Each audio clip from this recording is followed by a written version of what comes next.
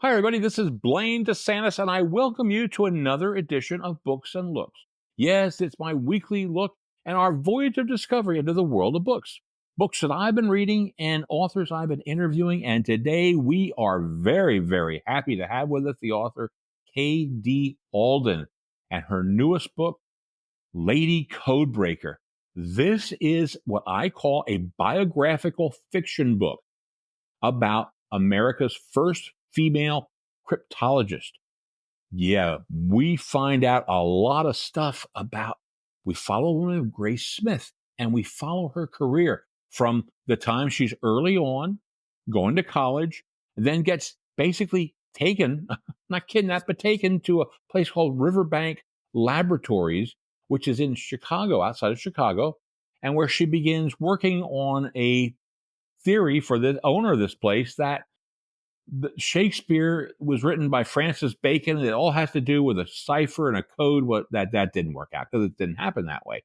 But from there, she becomes a cryptologist, and it's wonderful. We hear the stories about World War One, about her Coast Guard, Prohibition. She worked for all these people. World War Two. What's going on? What went on with what we call the Tango War of World War Two? This is an absolutely spectacular read. Remember, I it's a gem. Okay, I love books like this that have a seamless melding of fact and fiction, and this is it. And I was reading this book, and I couldn't put down my computer because I kept looking up.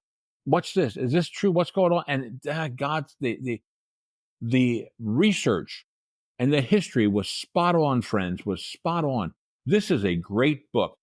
You're going to love this interview. Her name is K.D. Alden. I gave this a 4.5 star on my viewsonbooks.com rating. You'll see that review out there. It is a wonderful book. Please, please, please get it, buy it, get from the library or something because you want to get this. You're not gonna miss this book. It's wonderful.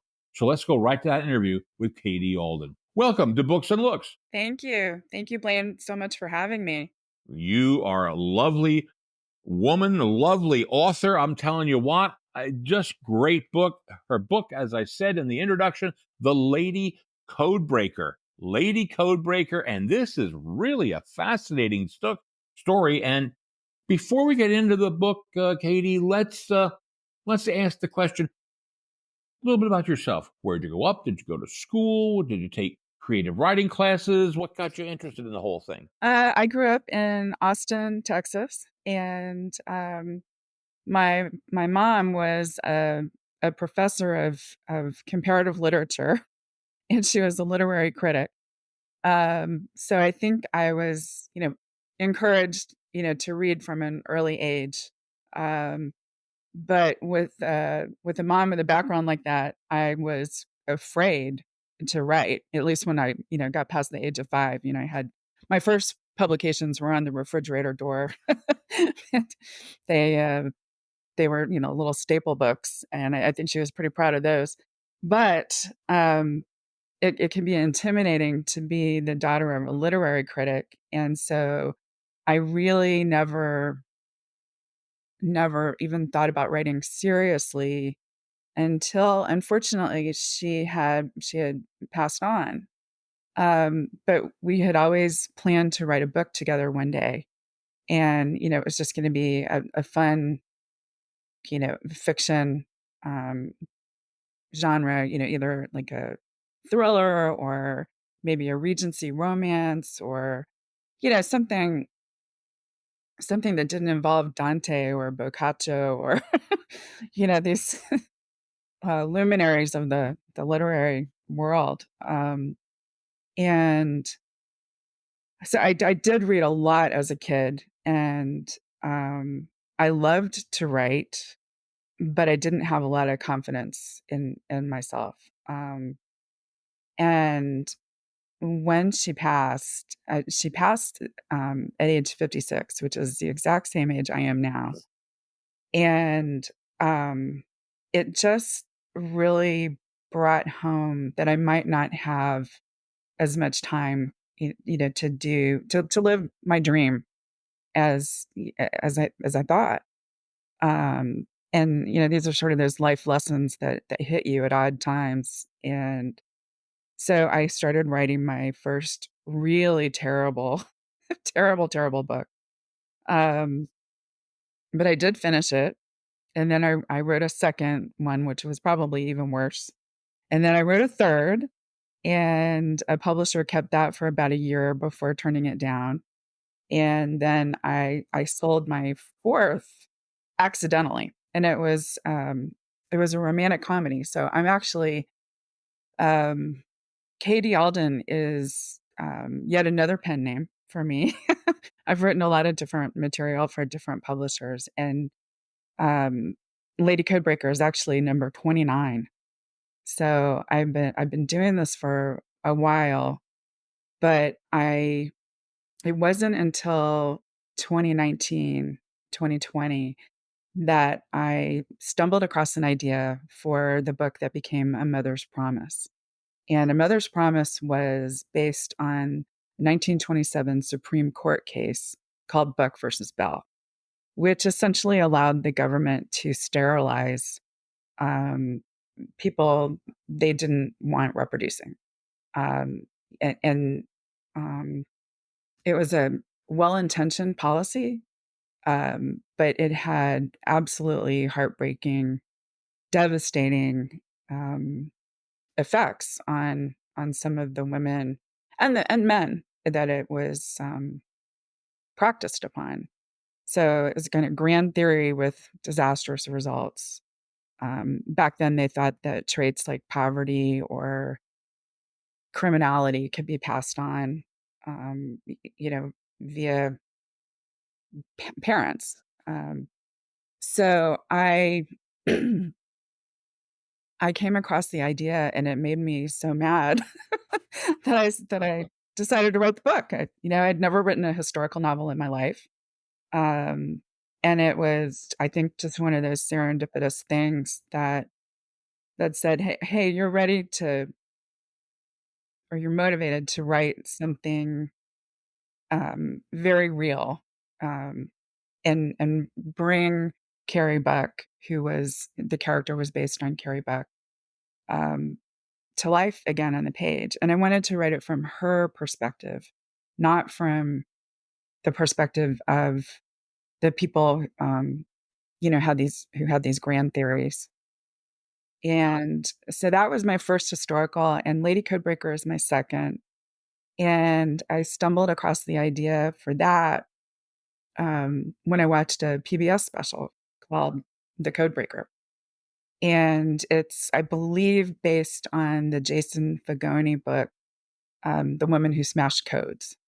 And that's a tremendous, it was one of my primary sources. It's an incredible book of narrative nonfiction. It's beautifully written.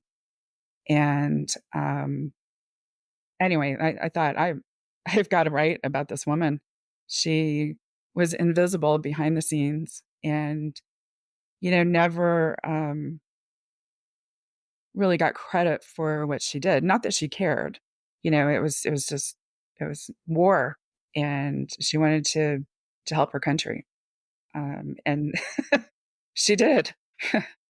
Wow, that's really something. And I term this book. Everyone wants to put it in a niche or a genre. I put it in biographical fiction because it really does do a super job telling the story of a lady who becomes, America's first and greatest at the time cryptologist, and it's just a wonderful, wonderful book. Now, uh, did you ever take any creative writing classes, or did you have it right there with your mom? I mean, was she able to steer you around in things? I did take a couple of creative writing classes when I was in grad school for art history. It was, I think, you had to take a couple of electives or something. I don't remember. And I did well in them. Um, and I remember going to the professor and saying, should I apply to grad school in creative writing? Um, and she just looked at me, and I think she'd probably been through one of those programs, and they put you through the ringer. They're serious programs. And she just looked at me and she said, "You know how to write. Just, you know, keep reading craft books and go write it. Go write a book." And I went, "Okay." And so that's how I ended up, doing that. It was encouragement from a writing professor. Great, great. Now, Yeah. before we dig into this book, and I ask everybody this, if you're comfortable, would you mind reading a few phrases or something about the book to whet our appetite? Yeah, and I'll try to keep it shorter than it actually is on the page. This is the book, Lady Codebreaker, and I'm gonna read a section from the first part of part 3, which was, about my protagonist's work in Prohibition. So we're in Washington, D.C., we're in 1926, and this is chapter 22. "I'm here to see Captain Charles Root," Grace said with a polite smile. She stood in the reception area of the Treasury Building, the operations center for the U.S. Coast Guard. Outside the building, an enormous bronze statue of Alexander Hamilton stood guard, the man who'd not only created America's monetary system, but also the fleet responsible for the capture of pirates, thieves, and tax dodgers who cost hundreds of thousands of dollars to the U.S. Customs Service. "Do you have an appointment, madam?" asked the clerk behind an imposing walnut desk. Grace hesitated. I'm here to offer my services." The clerk's eyebrows rose. He scanned all 5'3" of her from head to toe as Grace's irritation rose. "Your services? Captain Root already has a secretary." Her gloved fingers tightened on her pocketbook. "I'm not a secretary. I'm a cryptanalyst." It wasn't possible for the clerk's eyebrows to climb any higher. They'd have fallen over the back of his head. "A what?" "A codebreaker," Grace said, with as much patience as she could muster. "Madam, this is the United States Coast Guard. We deal in maritime issues. Boats, you understand? Ship." "Yes," she said, "and you police 5,000 miles of coastline against smugglers, correct? You have a paltry number of patrol boats, 203, I believe, to track untold numbers of rum runners coming and going in every direction. And lately, the bootleggers have taken to communicating in code. You have a backlog of thousands of messages that you have no ability or staff to solve. I can help." "Madam, I can neither confirm nor deny." Grace closed her eyes. I had a feeling it might come to this.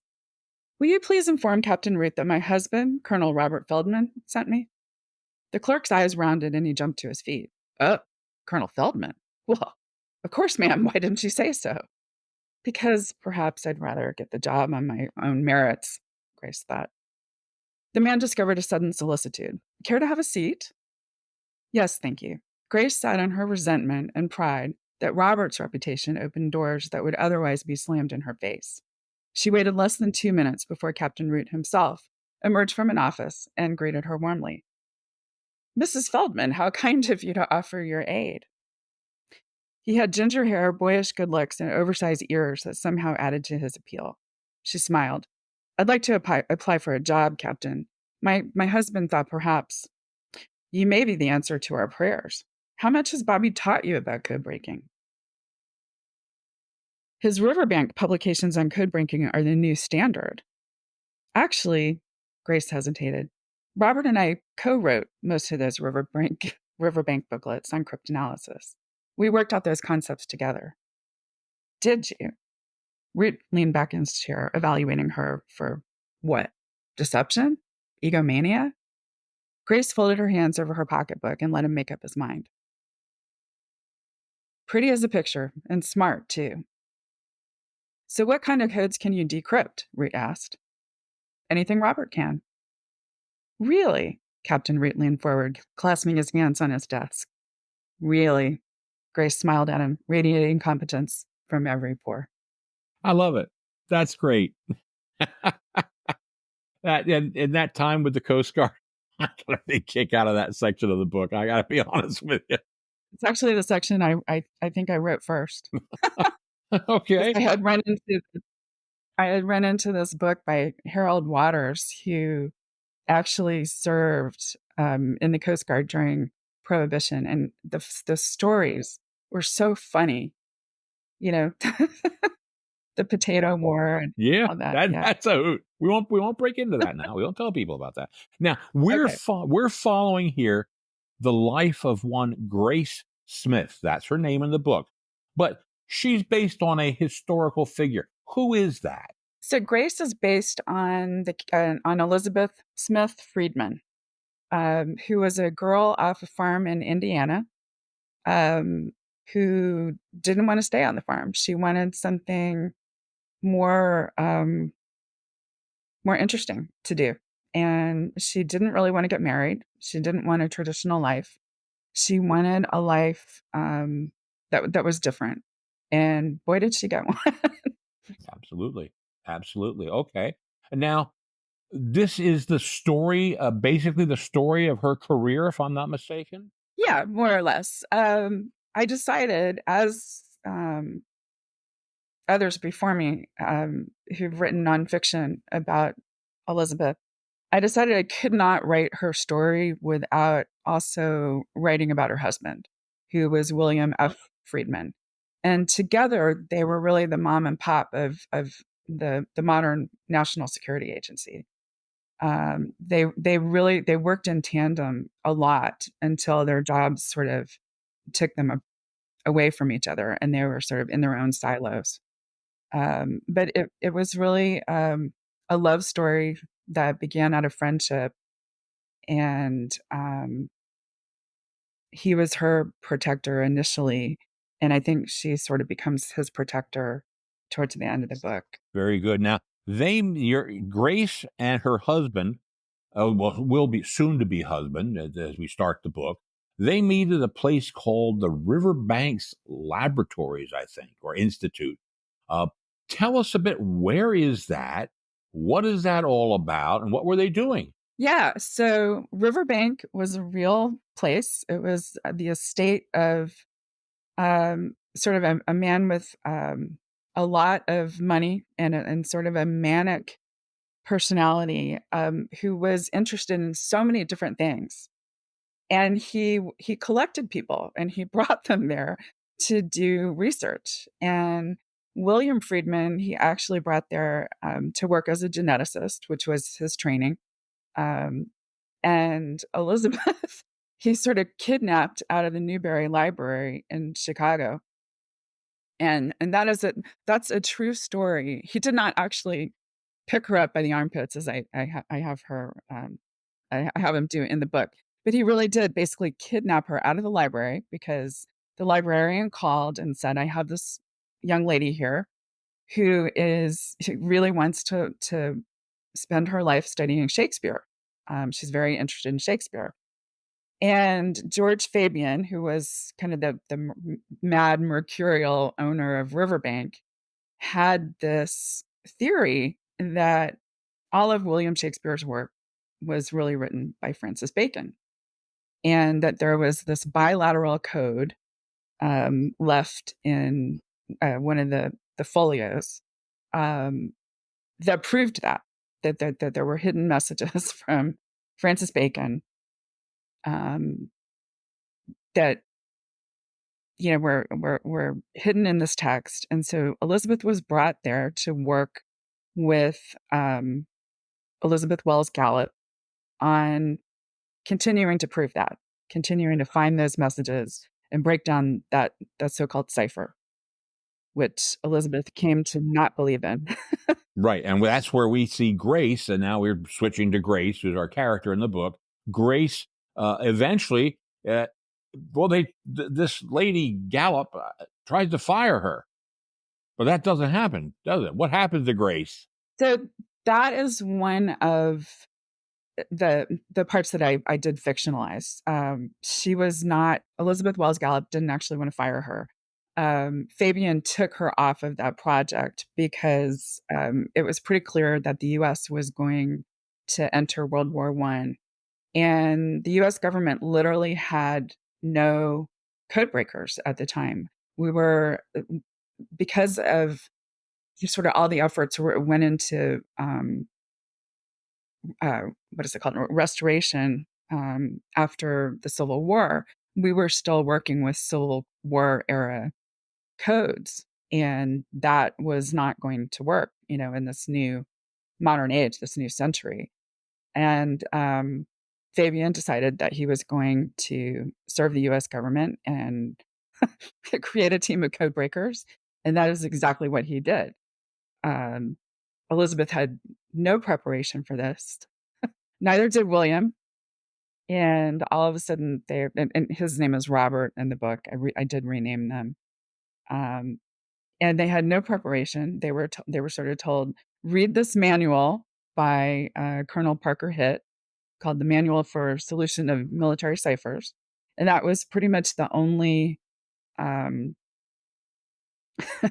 publication there was, to read.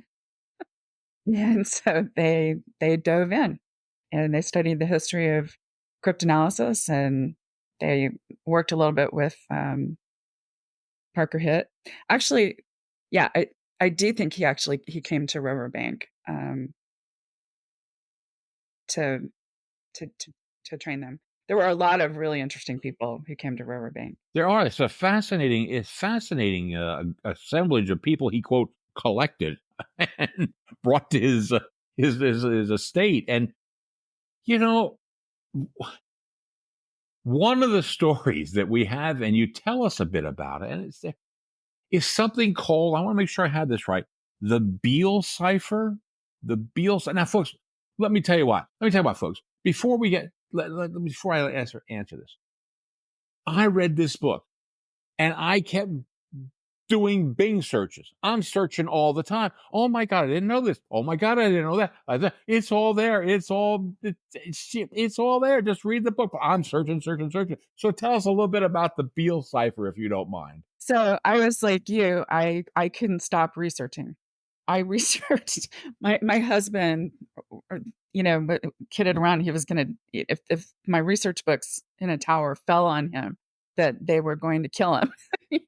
But I was also all over the internet, because I would stumble across something like the Beale cipher and be fascinated. And the Beale cipher, there are some arguments that it does not exist, but evidently, somewhere around 1820, this gentleman came to a small town in Virginia and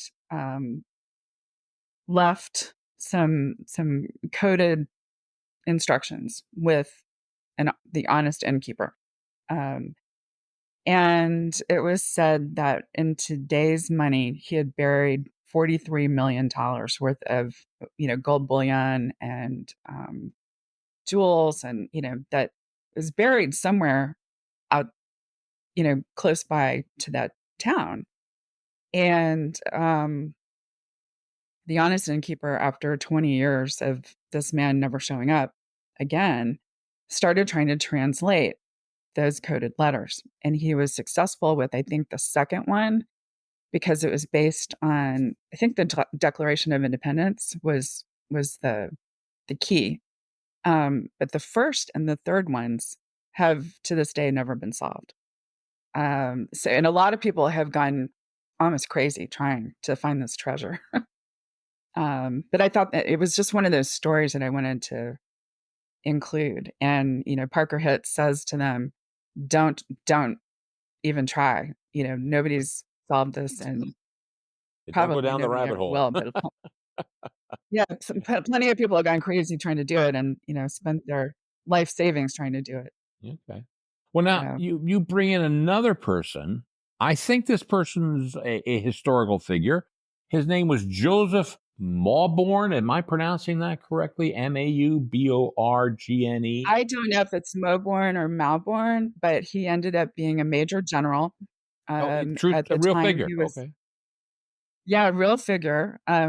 Very interesting guy. He solved the British Playfair cipher, which, please don't ask me to explain that one, but he um, he solved it, and he was in charge of the Army, U.S. Army Signal Corps. So basically the early code breaking efforts. And he came to inspect Elizabeth and William, or Grace and Robert, as I rename them, to see if they knew what they were doing and their unit knew what they were doing. Because I mean that they were all they had. They had one other guy at the State Department. His name is escaping me at the moment. Yardley, Herbert Yardley. But that was not enough, because the U.S. is going into war and had plenty to decipher. Well, one of the things that Grace was involved in was something about decoding a message from Germany to Mexico. Now, this was before the war, I think, and it may have even been done while she was at the Riverbanks. I'm not sure, but what did she decode, and what was the whole gist of that? She actually did not decode that in real life. I gave her credit for it in this book because it tied in. You have to come up with a plot, when you're writing historical fiction, and sometimes you have to sort of bend the truth, bend the facts. That the Waberski Code was actually translated by somebody else, but I wanted to bring in um, Waberski, who was he was a German. I don't want to call him a kid, but he looked like a kid. He looked like an angel, and he was traveling. They caught him on the Mexican border, and he had a coded message sewn into his jacket, and the Mexican government, or the German government, was saying to the Mexican government, please, if he turns up, give him money, give him safe passage. He's one of our guys. Um, and this kid with the face of an angel had actually been involved in some pretty serious sabotage. The Black Tom explosions in Jersey City, which I think were in 1916, but there were a lot of armaments. I'm looking for a word that I can't find right now, but loaded onto trains, and they were going to the British, because the U.S. hadn't officially entered the war. And this kid with the eyes of an angel was responsible for blowing up, something like that. Again, the numbers vary according to where you look on the internet, but anywhere from 2 million to $20 million of arms, material that was meant for the British. Well, this was So he huge, was, friends. This is a huge thing. This is a real life thing. The big Tom explosion. Again, never knew about it. Okay, they don't teach you that in school. Um, but it's real, and it reminded me, and I think you may have even mentioned it in your book, of the big one up in the Halifax explosion, where that munition ship blew up in Halifax, Nova Scotia, and completely devastated the town. This was huge. This big Tom explosion, and this guy was behind it in real life. yeah, yeah, in Wow. real life. So they capture this angelic looking kid, and I did give her credit for it because I wanted to. I combined him with certain other spies. But when you're trying to tightly plot a book, you sort of need um, someone or something to chase through the plot. And she chased many, many spies, but at a certain point, I threw them into a blender and made one. No, well, that was a fascinating story. And like I said, it's a great way to combine the fiction with the facts, and I love that. It, this book, yeah, this book has been the toughest one of my career, but also the most rewarding. I learned so much, and I couldn't stop reading the research books. Every day, almost, another one would come through the door, and my husband would be like, "Yeah, here's another research book." Um, but I couldn't stop, discovering characters like Wild Bill Donovan, who was head of the OSS, the precursor to the CIA. Just a fascinating character. It's really wonderful. I can tell you that my wife's relatives, my brother-in-law Lawrence and nephew is Sebastian. They'll go wild when they hear this interview because they love hearing about this stuff and the spies and the espionage and everything else. They're in Romania. Okay. So that's as big. Okay. So they're going to really like to hear this thing. And you do, folks. This is a wonderful, there's another author out there. You may have heard of him. His name is Steve Berry. Steve writes a lot of the espionage thriller type books. At the end of each one of his books, same thing. What's fact? What's fiction?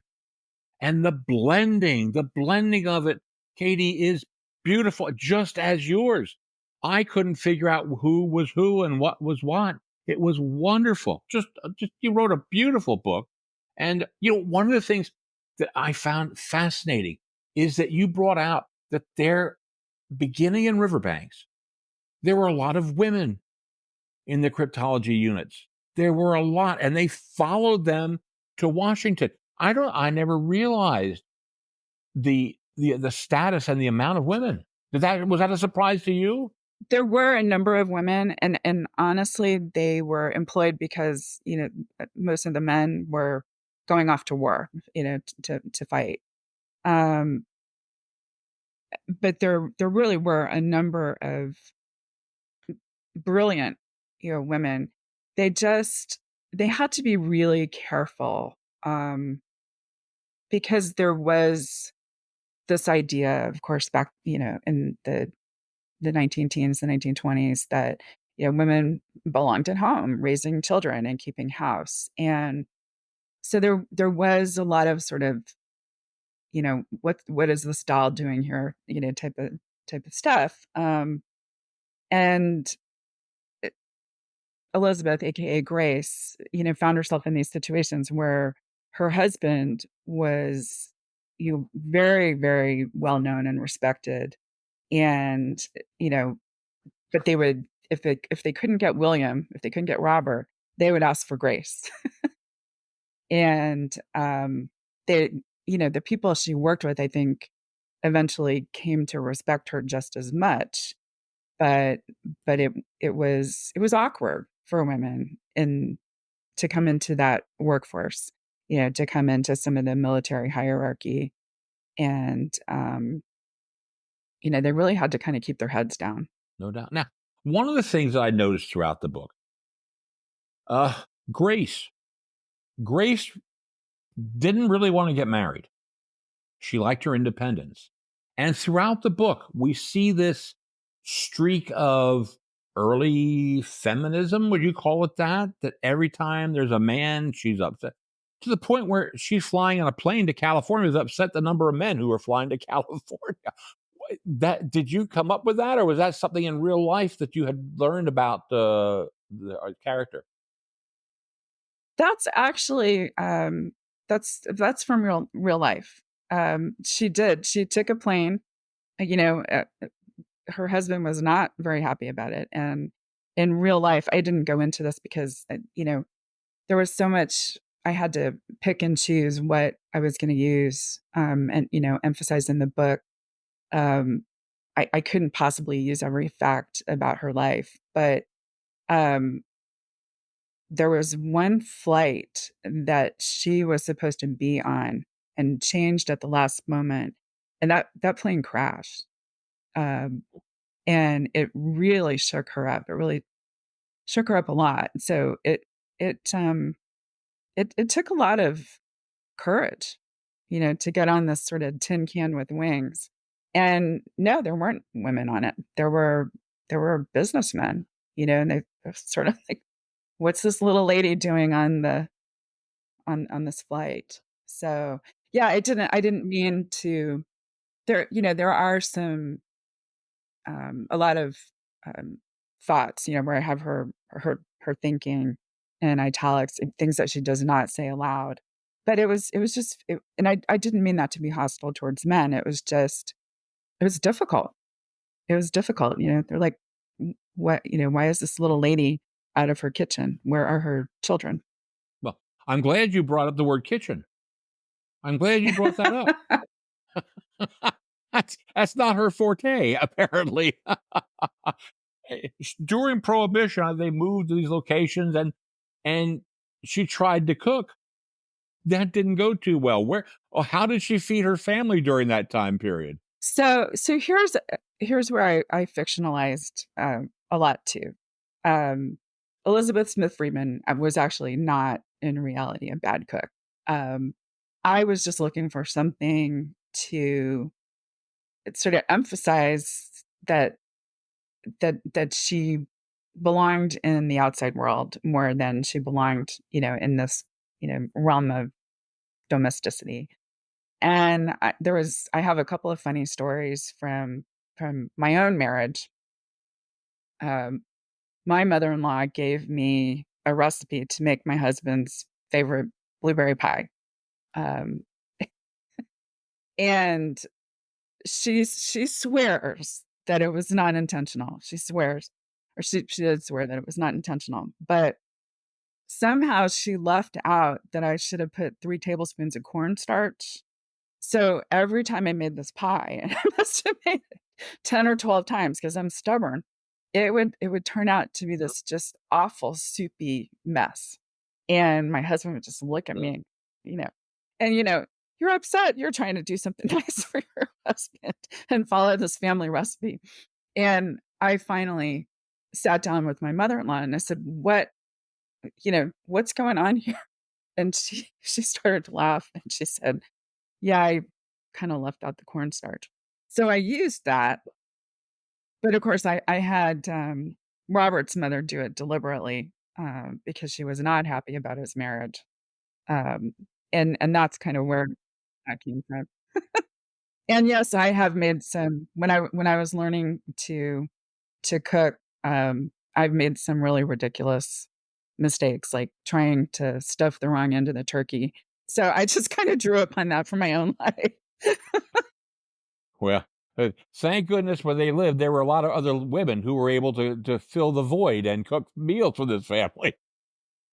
Yeah, I sort of had fun with that too. I don't I that was fiction, that just sort of evolved, Doesn't but matter, she it's was I funny, just wanted to emphasize that she was an oddity as a working mother. She was trying to balance, family life and domestic life with this incredibly demanding job, and yeah. no, I thought it was well, and again, it does show where is she supposed to have time to cook? Because, in your book, Grace is at the office, wherever that office may be at the time, hours and hours and hours, sleeping there many nights, and, it was hard, especially when she has kids. What do you do? You know? And she did have 2 kids eventually, you know? It's, Yeah, she did, yeah. yeah, yeah, so that's interesting. And I think a lot of working mothers, they can, really feel that, Right. it's Are you getting that type of feedback that there are a lot of women out there who are sympathetic with this, situation that Grace found herself in? I think that they found it funny, and yeah, they could relate. Some friends of mine are yeah, I still feel like that, you know? Yeah, yeah. Well, now, this marriage goes on. We get into World War II, and we've gone through. I mean, they go through World War One. They go through the Coast Guard. We're not going to get into the potato story that you have to read to find out. It's a great story, but we get to World War II. And what happens to Robert? See, this is what even makes it more complicated. What happens to her husband in both the book and real life?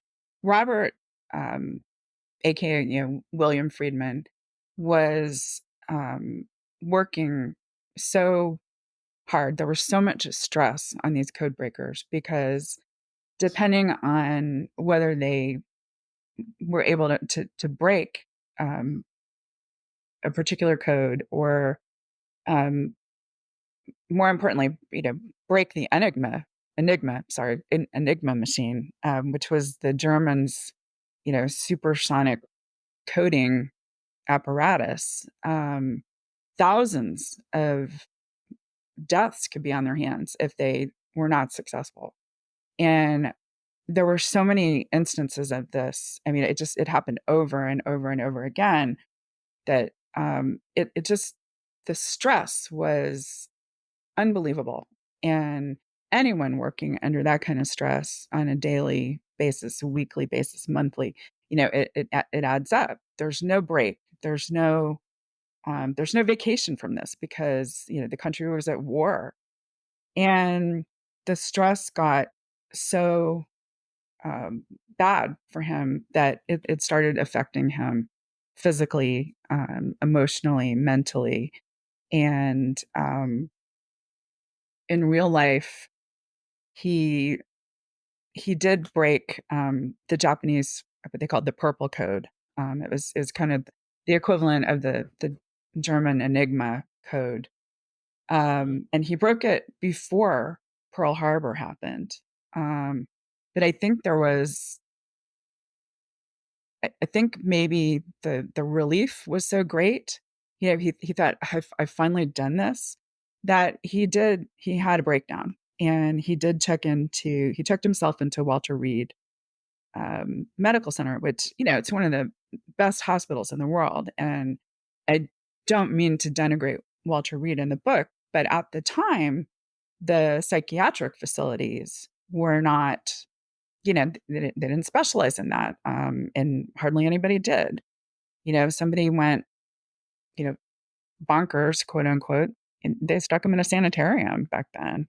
Um, so in the book, I have it happen after Pearl Harbor. So I adjusted that timeline a little bit, but I thought it would make more sense for readers, um, that he had worked so hard on cracking this purple code. And then evidently there was a bottleneck, and the message didn't get through to Pearl Harbor people in time. And of course it was devastating. It was devastating for William Friedman, for a number of the code breakers. And she did not understand. His wife didn't understand at the time. He kept saying, but they knew, but they knew. And it absolutely drove him crazy. Um, he was not, I shouldn't say crazy. I really shouldn't say crazy, but he was deeply, deeply, deeply demoralized and depressed. And checked himself into Walter Reed and remained there for a while. Yeah.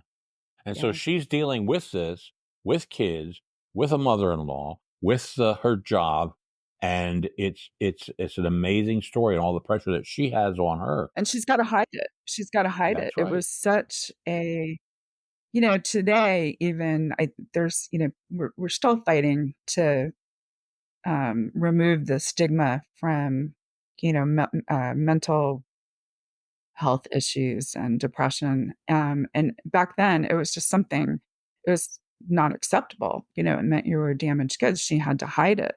She didn't confide in anyone.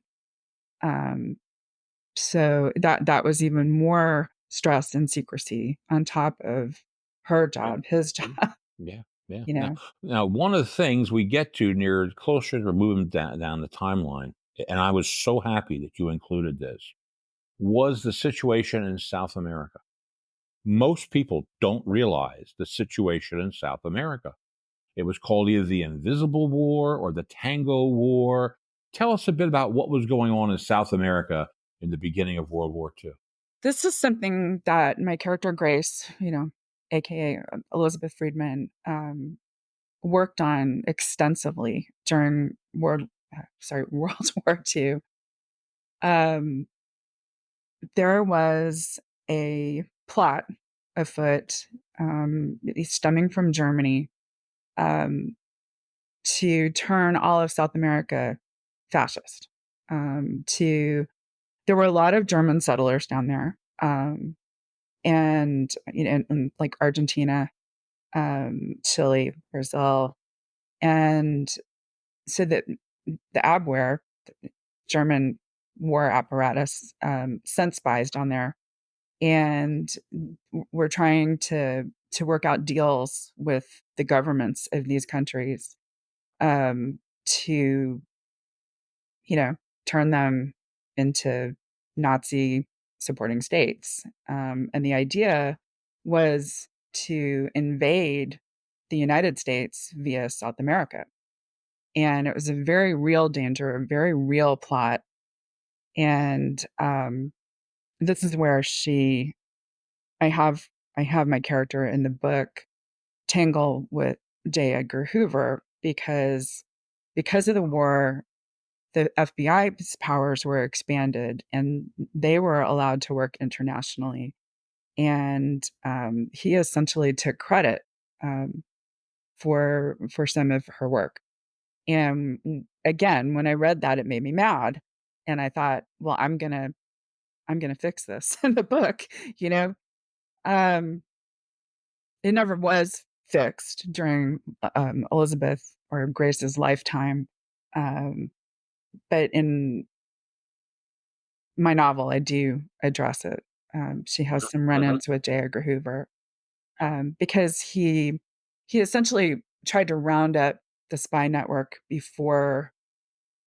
bef- before its time, and he ended up they did arrest a number of spies, but they also left a lot of spies unarrested, and they got back to work. And they also figured out that their codes were being broken, and so Elizabeth and the other code breakers she worked with, had to start all over, um, because the Nazis completely changed their coding system. So they were back to square one, which set them months behind, and really did a lot of damage. Mhm. Mm. So And friends, this is historically correct. Okay, and I don't like to talk about other books while I'm talking about your book, but there is a book out there called The Tango War.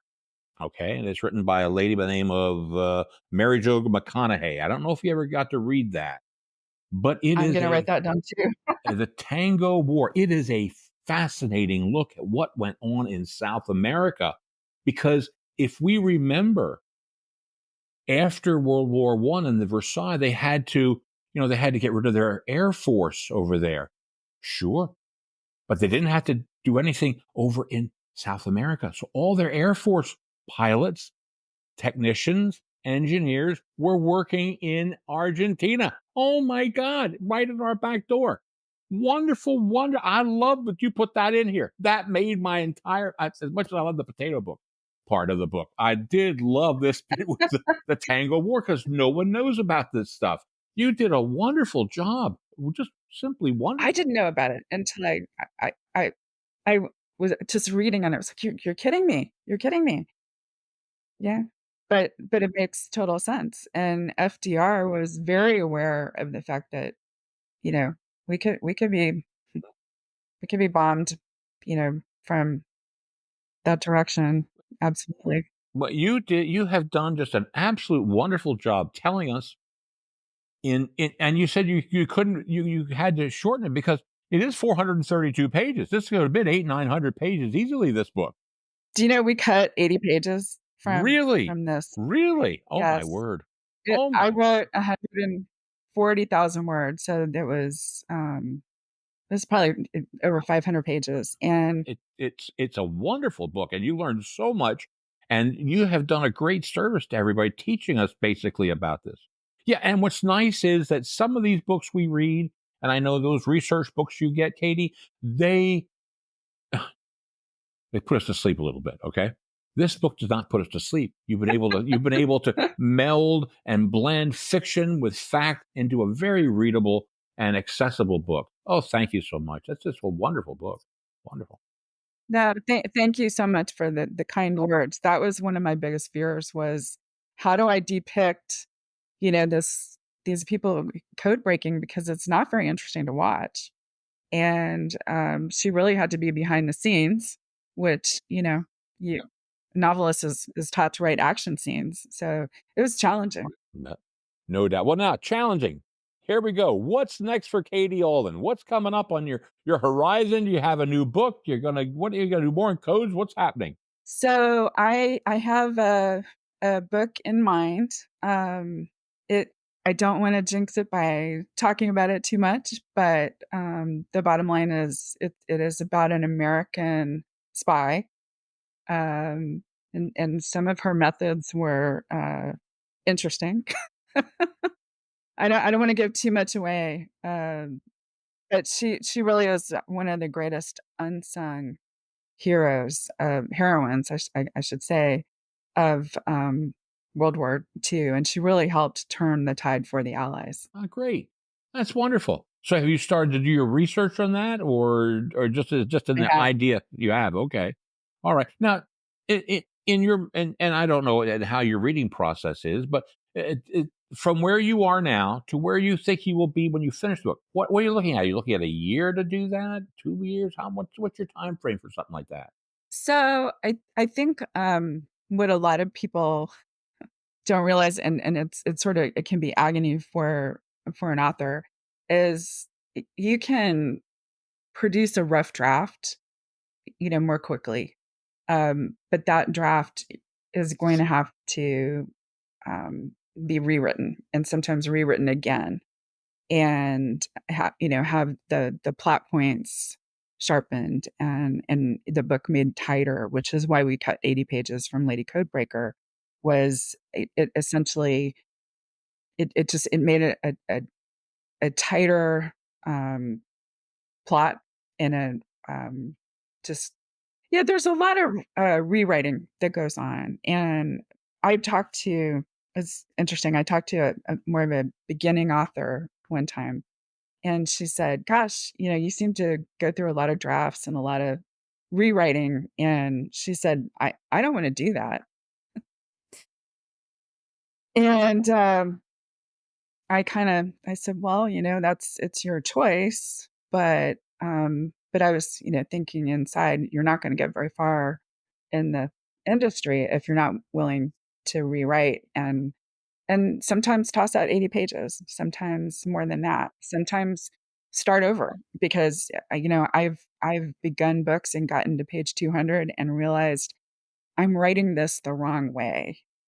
And in order to write it the right way, I've got to pitch all this stuff. Um, but it's not wasted effort. It's just, it's the process that you have to go through, um, to figure out that how you should write it, if that makes any sense. Makes total sense.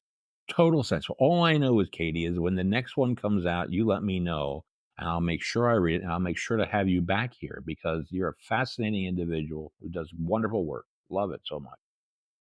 Thank you so much, Blaine. Well, that was quite some interview with Katie Alden, and thank you so very much, Katie, for being on the show. That was just wonderful. Friends, I told you you're going to love this book, and she's a great writer, and she's got some really good work done and research in this book, and you're gonna appreciate it when you get it. Like I said, you can go to my website, you can get the book and get the link, and you can get it. You go to the library and get it, whatever it is.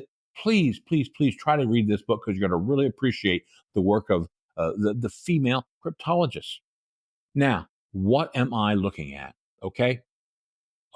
This looks like a boat or an iceberg or something. I'm going to call it vacation. That's right. I'm going on vacation. A 1 week vacation. Now, friends, I'm not going to be around next week. If you watch these in sequential order, okay, next week I'm on vacation. My producer is on vacation. Okay. So we won't be around. So we're going to come back in 2 weeks. That's right. In 2 weeks, we'll be back. Yep. We'll come back and you're going to really like this book because that's what I do on vacation. I read books. That's all I do. I'm not on vacation. I'm on vacation. I'm reading. Yeah, I hope you're reading too. I hope you're enjoying this year. We've had some absolutely marvelous, marvelous authors and books. Books that might not make the bestseller list, and I'll scratch my head and wonder why is that? Why is that? Because I won't steer you wrong, folks. I'll be honest with you. If I don't like a book, I won't sit there and talk about it. But I'm going to tell you what, this is one wonderful book by Katie Alden. And now I got to go back and read more books to get ready for the rest of June, July, August, September, October. Yeah, I'm booking in November, folks. Yeah, I'm ready. I'm excited. So anyway, hey, let's have a little break for 1 week, and we'll be back with more than with books and looks after that, okay? So anyway, on behalf of viewsonbooks.com, on behalf of my good friends at Podcast Studio X, this is Blaine DeSantis for Books and Looks, saying may all your leaves be pages in a book. Bye-bye.